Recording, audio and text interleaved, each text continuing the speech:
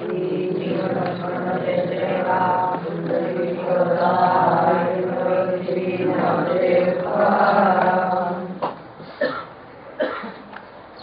मोठी एकादशी आहे ना, ते थोडस आपल्याला सांगतो. काय आहे की अध्यात्म हे सगळीकडे सारखंच आहे. म्हणजे जगामध्ये कुठेही गेला तरी अध्यात्म सारखंच सगळीकडे. आपल्याला कल्पना नाही, आपली एक अशी धारणा आहे की भारतामध्येच अध्यात्म आहे, असं नाही. जगामध्ये सगळीकडे अध्यात्म आहे. किंबहुना आपल्याकडे जसे मोठे मोठे सत्पुरुष झाले, स्त्री आणि पुरुष, तसे युरोपमध्ये सुद्धा, काही अमेरिकेत सुद्धा मोठे मोठे सत्पुरुष होऊन गेले. अमेरिका तर 300 वर्षाचीच म्हातारी आहे, फारसं नाहीच, तरी पण ते चांगले लोक होऊन गेले. एक उदाहरण सहज सांगतो आपल्याला. एकहार्ट म्हणून जर्मनीमध्ये एक सत्पुरुष होऊन गेला. त्या एकहार्टची गंमत अशी की त्याला लोकांकडून त्रास झाला, जसा ज्ञानेश्वर महाराजांना झाला तसं. परंतु ईश्वरावरची श्रद्धा यत्किंचितही ढळली नाही त्याची.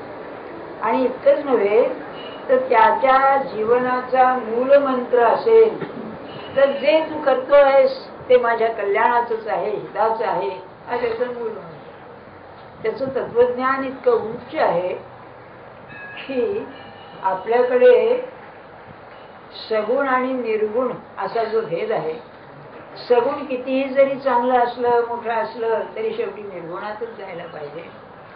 ईश्वर हा शेवटचा नव्हे, ईश्वराहून ब्रह्म हे शेवटचं आहे, असे जे तत्वज्ञान आहे ना, तसंच त्याचं आहे. त्यांनी God and God head, God and the absolute असा फरक केलेला आहे अनुभवाच्या दृष्टीने. म्हणजे किती थोर असला पाहिजे याची कल्पना करा आपण. सांगण्याचा हेतू माझा असा, हे जे अध्यात्म आहे याच्यात काही सुधारणा शक्य आहे का नाही.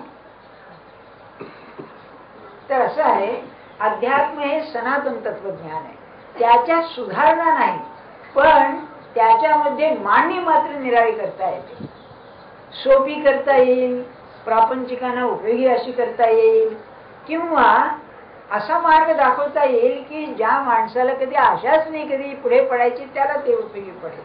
आणि हे कार्य केलं असेल तर ज्ञानेश्वर महाराजांनी केलेलं आहे. कसं ते पहा, ज्ञानेश्वर महाराजांच्या आधीपासून वारी चालू होती. पंढरीचा हा देव कमीत कमी त्यांच्या आधी 400-500 वर्षापासून प्रसिद्ध होता. पण मग ज्ञानेश्वर महाराजांचं काय वैशिष्ट्य आहे, हे खरे नाथपंथी ज्ञानेश्वर महाराज. नाथपंथामध्ये योगाला अतिशय महत्व, त्यातल्या काही याच्यात तर कुंडलिनी योगाला अतिशय महत्व, आणि 6व्या अध्यायामध्ये सांगूनच ठेवलेलं आहे. मूळ गीतेमध्ये नाही येते, पण यांनी सांगून ठेवलेलं आहे. आणि नुसतं नाथपंथामध्ये ते नाही, वैराग्याचं फार विलक्षण स्वरूप आहे. ते बैरागी लोकच असतात, शैली शृंगी कंधा ढोली असे घालून बरं का अलख निरंजन म्हणत फिरणारे हे, यांना काय हो. पण गहिनीनाथ म्हणून जे होते, त्या म्हणजे यांचे आजोबा, कोणाचे, ज्ञानेश्वर महाराजांचे. म्हणजे खरे आजोबा नाही म्हणत, ते आजोबा आपल्याला हेच खरे, त्यांचे खरे आजे गुरु. त्या गहिनीनाथांचं महाराष्ट्रात वास्तव्य होतं, त्र्यंबकेश्वरला. ते महाराष्ट्रीय होते का नाही हे निश्चित नाही, पण ते असावे. आणि त्यांच्या ठिकाणी गोरखनाथासारखी, मच्छेंद्रनाथासारखी योगाची शक्ती तर होतीच, पण त्यामध्ये कृष्ण भक्ती फार होती. ती कृष्ण भक्ती त्यांच्यापासून निवृत्तीनाथांना आली, आणि निवृत्तीनाथांच्याकडून ज्ञानेश्वर महाराजांना आली. आणि आश्चर्य वाटेल आपल्याला, ज्ञानेश्वर महाराजांच्याच वेळेला आधीपासूनच नामदेव हे पंढरीच्या संप्रदायाचे आध्वर्य होते, मुख्य होते. पण ज्ञानेश्वर महाराजांचा परिचय झाल्यानंतर आपण होऊन आपली गादी त्यांनी ज्ञानेश्वर महाराजांना. जनाबाई म्हणते ना, सखा माझा ज्ञानेश्वर. म्हणजे ज्ञानेश्वर महाराजांचं तेज इतकं विलक्षण पडलं की ते पुढारीच झाले एकदम नामदेवाच्या ऐवजी, बरं का. किंबहुना नामदेव त्यांना गुरुरूप मानू लागले, याच्यावरून कल्पना करा. मग त्या वारीला इतकं आधीपासून वाऱ्या चालूच होत्या, कार्तिकी, आषाढी कार्तिकीचे. मग ज्ञानेश्वर महाराजांचं वैशिष्ट्य काय त्यामध्ये? तुम्हाला खरं सांगू का, ज्ञानेश्वर महाराजांनी त्या भक्तीला ज्ञानाची जोड दिली. हे त्यांचं वैशिष्ट्य आहे. ज्ञानाची जोड म्हणजे काय तर सांगतो आपल्याला. महाराष्ट्र हा फार विचित्र प्रांत आहे बरं का. इथे दारिद्र्य फार, पण त्याबरोबर बुद्धी फार आहे, आणि ती उलटी बुद्धी जास्त आहे बरं का. होय, खरं आहे बरं का. हे आपला मनुष्य विनाकडे ऐकायचं नाही. तुम्हाला एक लहानशी गोष्ट सांगतो. स्वतः नरसोबा केळकरांनी मला सांगितली, म्हणजे ऐकीव नव्हे. की 1926-27 मध्ये काँग्रेस भरली तिकडे, आणि गांधींचा मार्ग काही पटेना महाराष्ट्रीय पुढाऱ्यांना. ते शंकरराव देव वगैरे होते, त्यांना स्वतःच मतच नसे हो, ते आपल्याला लागले. पण नरसोबा हा वंश असा नाही, टिळकांच्या तालमीत तयार झालेला. ते वाद करू लागले. तेव्हा मोतीलाल नेहरू काय म्हणाले की जर शरीराचा भाग सडला असेल तर तो कापून काढायला पाहिजे, महाराष्ट्राबद्दल म्हणाले बरं का. तेव्हा नरसोबांनी काय उत्तर दिलं, आपण कापा पण पुन्हा वाढल्याशिवाय तो राहणार नाही म्हणाले. कारण असं की तुमच्या बुद्धीला पटत नाही असं तोंडावर सांगितलं ना त्याने. बाकीचे कसं, गांधींची छाप पडल्यावर नेहरू सगळे, म्हणजे नेहरू कुटुंब सगळं, फक्त सिया दास हा एकटाच मनुष्य डोलायमान होता. नरसोबन म्हणाले की हो पुढारी आहे बुवा, तो म्हणतो ते खरं आहे, पण अहिंसा हे कसं काय व्हायचं. सांगण्याचा हेतू काय आपल्याला, अशा चिकित्सक महाराष्ट्रामध्ये ज्या पुरुषांनी आज 1000 वर्ष आपलं स्थान टिकवून धरलेलं आहे, त्या ज्ञानेश्वर महाराजांनी बुद्धीची केवढी जोड भक्तीला दिली असेल याची कल्पना. या शंकाच नाही. प्रेम पाहिजे, पण ते व्यवहारात आणता आलं पाहिजे, व्यवहाराची मर्यादा पाळता आली पाहिजे. म्हणून पंढरीचा भक्त हा नाचेल, पण नोकरी चाकरी सोडून वेड्यासारखं वागायचा नाही. तो बरोबर आपलं सांभाळेल बरं का. आणि या बुद्धीचं, भक्तीच्या प्रांतात बुद्धीचा हा जो शिरकाव झाला त्याचं महत्व मामा दांडेकर फार सांगत असत नेहमी. कारण गीतेमध्ये बुद्धीला अतिशय महत्व आहे. मी आपल्याला सांगितलं ना, भगवान स्वतः सांगतायत काय देतो, ददामी बुद्धियोगम बुद्धौ शरणमन्विच्छ बुद्धियुक्तो जहातीह उभे सुकृत दुष्कृते. बुद्धी भगवंताची ईश्वरनिष्ठ बुद्धी झाली की माणूस पाप आणि पुण्य यापासून शिकतो. म्हणून बुद्धीला अतिशय महत्व आहे. आपल्या बुद्धीला नाही एवढं सांगतो आपल्याला, ही शुद्ध बुद्धी आहे त्याला महत्व आहे. हे ज्ञानेश्वर महाराजांनी सांगितलेलं आहे. मला ते म्हणायचे आपल्याला. आणि ते कसं सुरुवात केली बघा. बुद्धीचं काय आहे, ज्ञान ना, बुद्धी ज्ञान देते. किंबहुना ज्ञान हे बुद्धी प्रधानच आहे.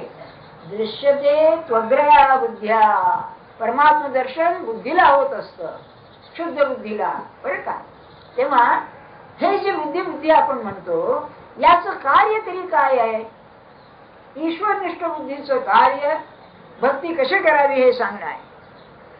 भक्ती आंधळी चालणार नाही, भोळा भाव न चले. इथे समर्थाने दाजवा सांगितले असलं नाही, समजून उमजून करेल. म्हणून महाराज नेहमी म्हणायचे तुम्ही नाम घ्या, समजून घ्या, म्हणजे म्हणाले फळ लवकर आहे. आपली श्रद्धा इतका नाही आहे का श्रद्धा अशी काही नाही सांगितलं ना बस करतो म्हणून, अशी आपली श्रद्धा नाही.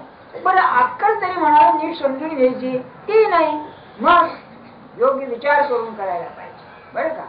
सांगायचं हेतू काय आपल्याला की ज्ञानेश्वर महाराजांचा हा हे जे कॉन्ट्रीब्युशन ज्याला म्हणतात त्यांनी काय दिलं बुवा तुम्हाला, त्यांनी हे दिलेलं आहे.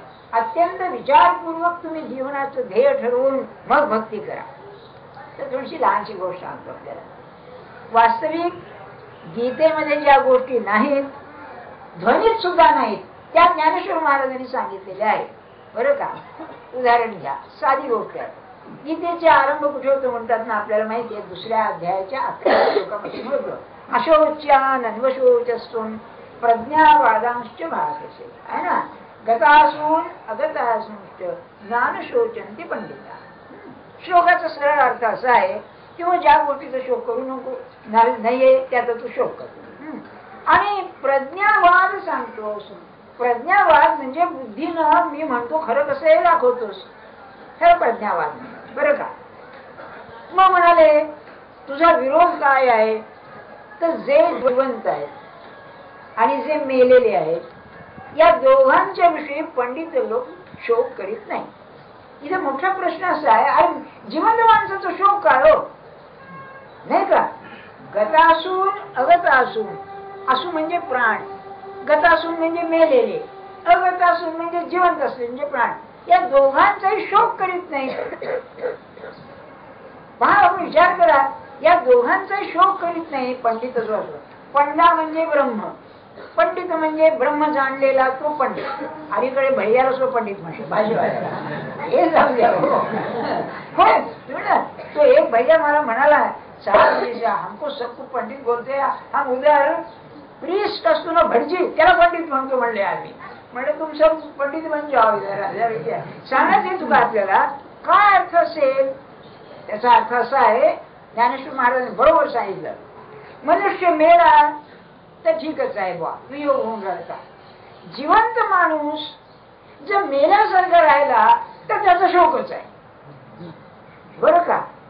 मग जिवंत माणूस मेल्यासारखा केव्हा, जोपर्यंत त्याला जे मिळवणं शक्य आहे ते तो न मिळवता राहतो, तो जिवंत असून मेल्यासारखा. हे काय आहे, भगवंताचं ज्ञान त्याला मिळवणं शक्य आहे, ते तो मिळवित नाही म्हणून त्याच्याबद्दल शोक आहे, ते अज्ञान. मग कशी बोली घातली बघा. आम्हाला महाराजांनी समजून सांगितलं तेव्हा कळलं नाही, ते कसं कळायचो. म्हणाले, तू जाणता तरी म्हणावीसी, परी नेणवे ते न सांगीसी, आणि शिकवू म्हणू तरी बोलसी बहुसाल नीती. आम्हाला आकर्षक होत असतो. कृष्ण ते सखे होते ना, मित्र होते, आणि अर्जुनालाही कल्पना नाही. 11व्या अध्यायात विश्वरूप दाखवण्यापर्यंत कल्पना नाही हा काय होता श्रीकृष्ण हा. तेव्हा नाही, आवर तुझं मला सहन होत नाही, नको तू 4 हाताचा मला बरं का चतुर्भुज रूप पडे असं ज्ञानेश्वर महाराजांनी म्हटलेलं आहे. ते मला दाखव बाबा, हे सहन होत नाही. तेव्हा तुला तुझं अज्ञान आहे, तुला कळत नाही. कारण तोच म्हणाला, मी काय करू मला कळत नाहीये. स्वतःच म्हणाला की यांना मारून माझं कल्याण होणार आहे का नाही. मग काय होईल बुवा अर्जुन, कृष्णा तू सांग. मग शिष्य असते हम, शिष्य म्हणजे शिकवायला लायक असणारा तो शिष्य. तेव्हा मी तुझा शिष्य आहे. शाभिमाम, मला शिकव. शासन कर म्हणजे मला मार्गावर आण. प्रपन्नम त्वाम प्रपन्नम, तुला मी शरण आहे बुवा, आता तुझ्याशिवाय नाही. हा झालं. आणि मग म्हणाले भगवान की अरे तुला मी कळत नाही असं म्हणतोस आणि मला ज्ञान सांगतोस, बर हरकत नाही बुवा, तुला शिकव म्हणलं ऐकतोस काय, आम्हालाच त्या गोष्टी सांगतोस. आणि पुढे जो दृष्टांत आहे ना त्याची फार मजा आहे. जात्यंधा लागे पिसे, जन्मांध आहे म्हणजे आधीच दिसत नाही काही, आणि त्याचं वेळ लागलं म्हणजे त्याला. ते सैरा वैरा धावे जैसे, शहाणपणे तुझे तैसे दिसत असते. काय आपली स्थिती अशीच आहे ना. कल्पना चालल्या काय कल्पना, बरं नाही का, भयंकर कल्पना, आणि सगळ्या जीवनापासून दूर नेणारी आहे. म्हणून जात्यंधा आणि अज्ञान आधीच, त्यात आणखी कल्पना. मग जसं ते माकडाला दारू पाजावी तशापैकी स्थिती. मग सैरा धावे जैसे, शहाणपणे तुझे तैसे दिसते. तुझी बुद्धी सैर भैर झालेली आहे. हा शब्द आहे. काय तुझ्या कल्पना आहे काय.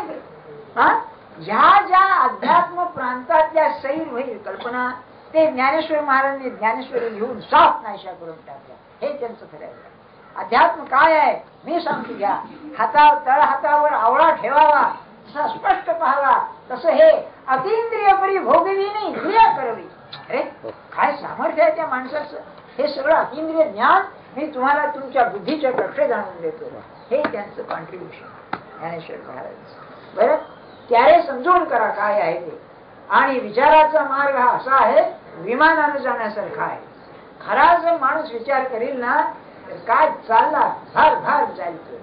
आपलं काय होतं, मला ते कृष्णमूर्तींचं काही गोष्टी फार आवडतात. कारण असं आहे, ते ज्ञान त्यांनी आजच्या काळात सांगितलं असतं. इथेच मुंबईला त्या याचं व्याख्यान झालं तेव्हा सगळं सांगितलं. म्हणाले I know you are going to see same wretched life in you. मी सांगतोय मला डोलवता घरी गेले की तेच पुन्हा करणार आहात तुम्ही, नाही का? हे ज्ञानेश्वर महाराजांना माहिती होतं सार्थातच, त्याशिवाय काय. पण गमतीनं म्हणतोय मी, पण ज्ञानेश्वर महाराजांच्या अंगी जी दया होती ती यांच्या अंगी होती की नाही कोणाला ठाऊक. त्यांनी वागायला आहे, लोक असेच आहेत. पण मी सांगतो तुम्ही बुद्धी तयार करा. आणि पुन्हा सांगतो आपल्याला परमार्थामध्ये बुद्धी तयार करण्याशिवाय दुसरं काही नाही. गीता काय सांगते? सांख्य बुद्धी, योग बुद्धी. अरे म्हणजे सांख्य ही बुद्धी आहे, योग ही बुद्धी आहे.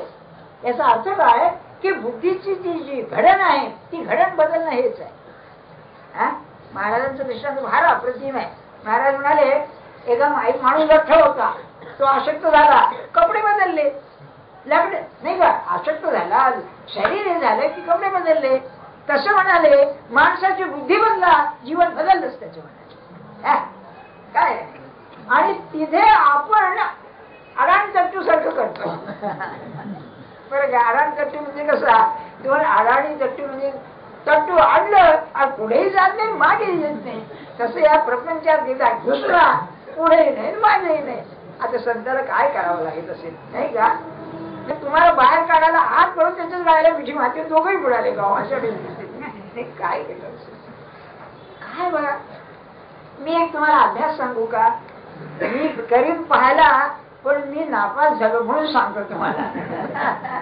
ते असा विचार करायचा. सकाळी आपण उठतो, तुमच्यापैकी 99% सकाळी जप करीत असणार, मला खात्री आहे. त्याशिवाय एवढ्या अडचणी तुम्ही कशाला येताय घरात बसायला, बरं का? तर सकाळी तुमचा जप झाला की तुमची प्रार्थना म्हणा, पूजा म्हणा, काही झाला की आज प्रत्येक कृती विचार करूनच करायची. रात्री निजेपर्यंत मी म्हणतो निदान जेवण होईपर्यंत बाकीचं जाऊ. कारण जेवल्यानंतर ती बुद्धी राहत नाही म्हणतात. होते करून पहा आपण. तुम्ही पहाल आपल्याला जर 100 कृती काढल्या तर त्यातल्या 90 कृती विचाराशिवाय झुून जातात.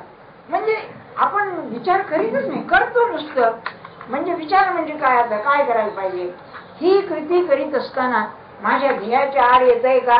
ध्येयाला अनुकूल आहे ना? अशा बरोबर येणी झाली पाहिजे.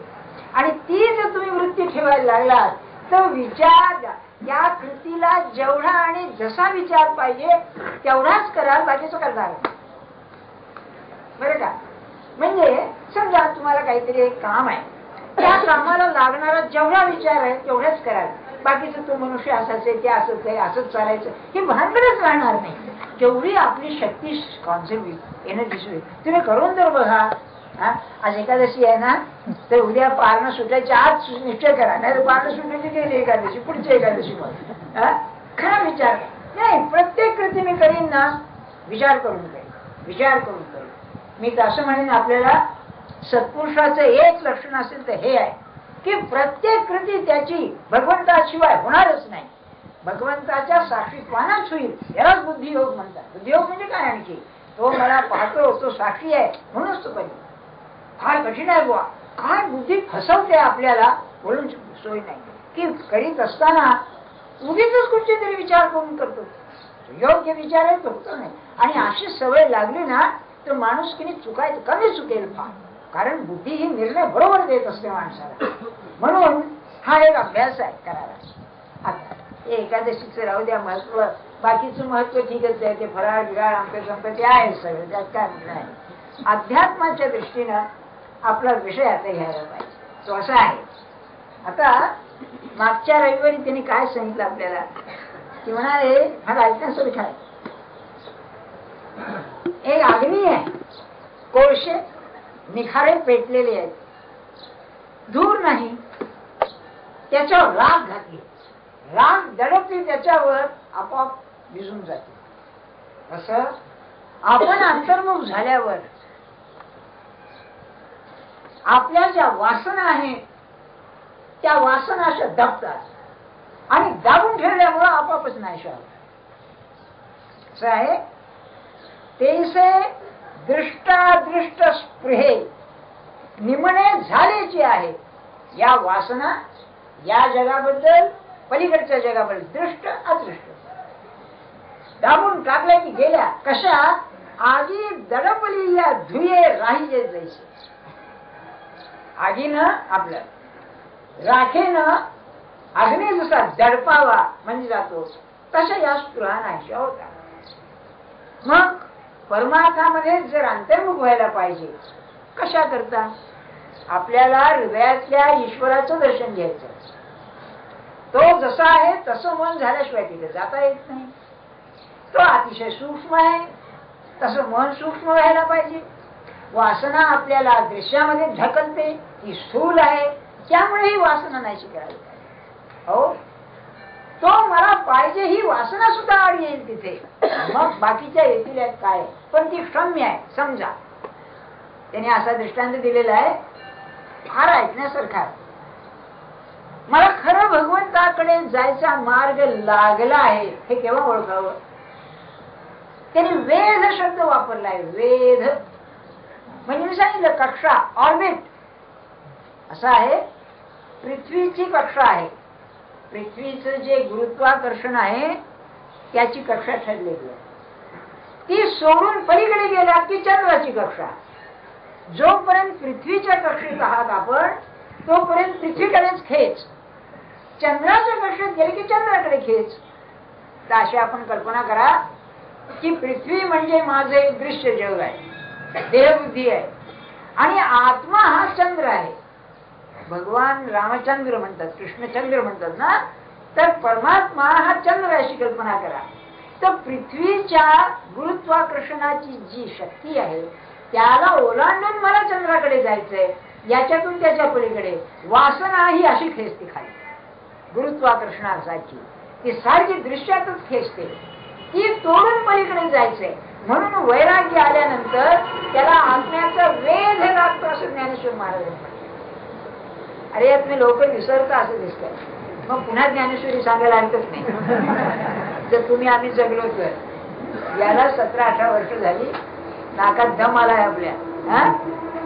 तुमच्या लक्षात आलं ना. मला आणि सांगितलं की म्हणाले आपल्या देशाच्या भोवती समुद्र असतो. त्या समुद्राच्या मर्यादा असतात. तुमच्या देशाचा समुद्र म्हणजे त्याच्या मर्यादा किती 2 मैल 4 मैल. त्याला टेरिटोरियल वॉटर्स असं म्हणतात. जर एका दुसऱ्या देशाचं जहाज तुमच्या पाण्यात आलं तर तुमचे नियम त्याला लागू होतात. होय ना. मग आज मी या दृश्याच्या पाण्यामध्ये आहे. त्या दृश्याच्या पाण्यामधून आत्म्याच्या पाण्यामध्ये जायला मला हे ओलांडलंच पाहिजे. आणि हे खरं भगवंताच्या मार्गाला लागल्याचं लक्षण आहे. म्हणजे काय होतं हो मला तो हवा मला तो हवा असं आतून वाटायला लागतं. जसं असं विचार करा एखाद्या आई बाप मेलेली मुलगी आहे आणि भाऊ आहे भावाकडे राहते पण लग्नाचं पाहत नाहीये. तिला आतून कसं वाटेल माझं लग्न केव्हा होतं माझं लग्न केव्हा होतं. तसं माझ्या जीवनात चाललंय दिवस चालले. अरे आता जायची वेळ आली. तो मला केव्हा भेटेल केव्हा भेटेल ही आतून येणं म्हणजे त्याचा वेध लागणार त्याच्या कक्षेत शिरणं. आपलं कसं होतंय काही काळ तिकडे काही काळ इकडे असं लग्न होतंय ते नाही का. हे नाही आता तिकडे. तो ही जागा सोडायचा नाही पण लक्ष तिकडे राहील. मला एक ज्ञानेश्वर महाराजांचा दृष्टांत आठवतो. असा दृष्टांत की प्रपंचात राहून पुन्हा तिकडे तो असा.